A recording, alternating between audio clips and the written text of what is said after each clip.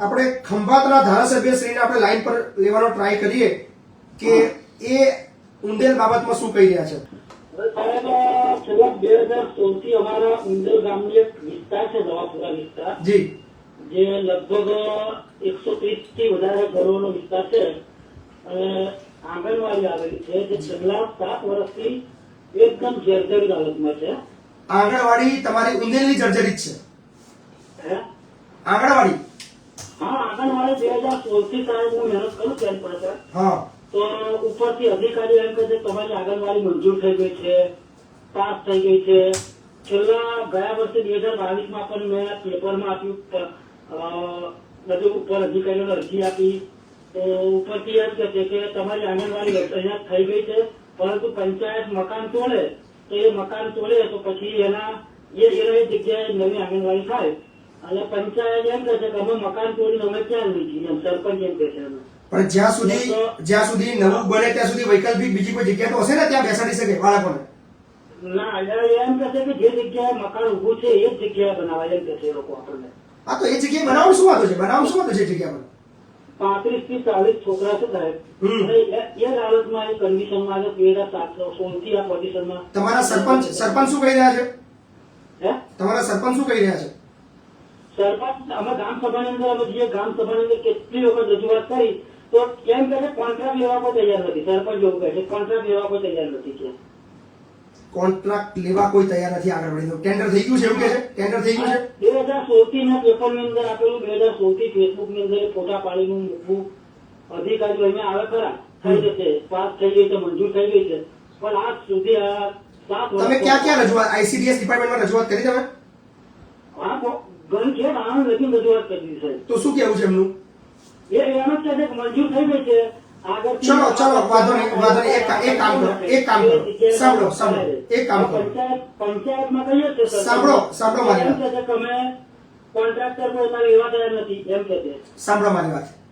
લગભગ કેટલીક ગ્રામ સભાની અંદર રજૂઆત કરી, ઉપર અધિકારીઓને પણ રજૂઆત કરી, પણ આજ સુધી એનો કોઈ રસ્તો નહીં. બીજા ગરીબ બાળકો છે. હવે મારી વાત સાંભળશો 2 મિનિટ. તમારે આવતીકાલે એક કામ કરવાનું છે.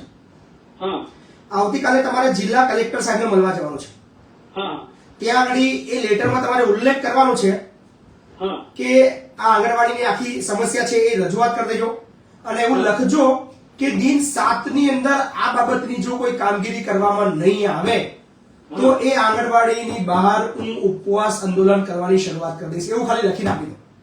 બરાબર. હું સાહેબ તમને ફોટા પણ એમના અને સાંભળો મારી વાત, હું બોલી લઉં પેલા. એ લેખિતમાં અંદર આપી દેજો કે દિન 7 ની અંદર જો આ આંગણવાડી બાબતની જે વર્ષોથી જે સમસ્યા છે એનું જો સોલ્યુશન કરવામાં નહીં આવે, એમાં ઘટતી કાર્યવાહી આગળ કરવામાં નહીં આવે તો હું ઉપવાસ આંદોલન કરવાની શરૂઆત કરીશ. અને એ લડતની અંદર તમારી સાથે મહીપતથી જોડાશે.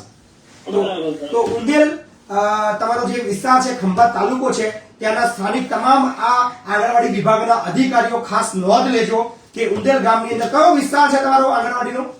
કોઈ નેતા પાર્ટી નહીં રહ્યા હોય, ધારાસભ્યો છે. તમારો કયો વિસ્તાર કયો છે? તમારો વિસ્તાર કયો છે? તો તમામ નેતાઓને રજૂ કરવા કરશે. કામ કરે છે, પોઝિશન છે. ચાલુ રાખજો. તમારા ધારાસભ્યને આપણે લાઈન પર લઈએ. ચાલુ રાખજો. આપણે ખંભાતના ધારાસભ્યશ્રીને આપણે લાઈન પર લેવાનો ટ્રાય કરીએ કે એ ઉંદેલ બાબતમાં શું કહી રહ્યા છે. તો ખંભાત એમએલએ આપણે લાઈન પર લઈએ છીએ અને એ આપણે શું સમાધાન આપે છે જોઈએ.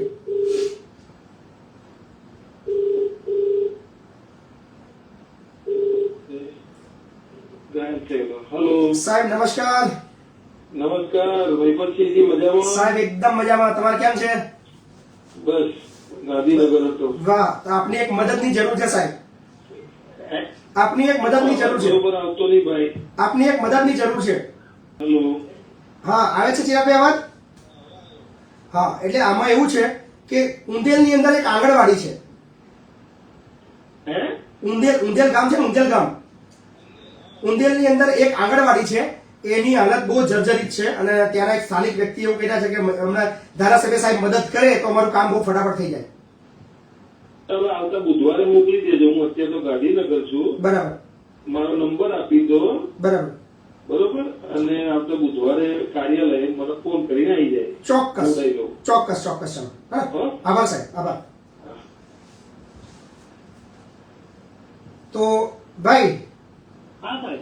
તમારા ધારાસભ્ય સાહેબે પૂરી ખાતરી આપી તમને કે આવતા બુધવારે, અત્યારે તો એ ગાંધીનગર છે, પણ આવતા બુધવારે તમે રૂબરૂ એમની ઓફિસે જજો, હા બરાબર?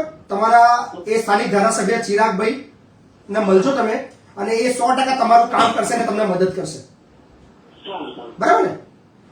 તો ખંભાતના ધારાસભ્ય સાહેબે આપણને એક પોઝિટિવ રિસ્પોન્સ આપ્યો અને એમને ખાતરી આપી કે આવતા બુધવારે આ નાગરિકને મારી પાસે મોકલજો અને ચોક્કસ આ બાબતની અંદર ઘટતી કાર્યવાહી કરીશું.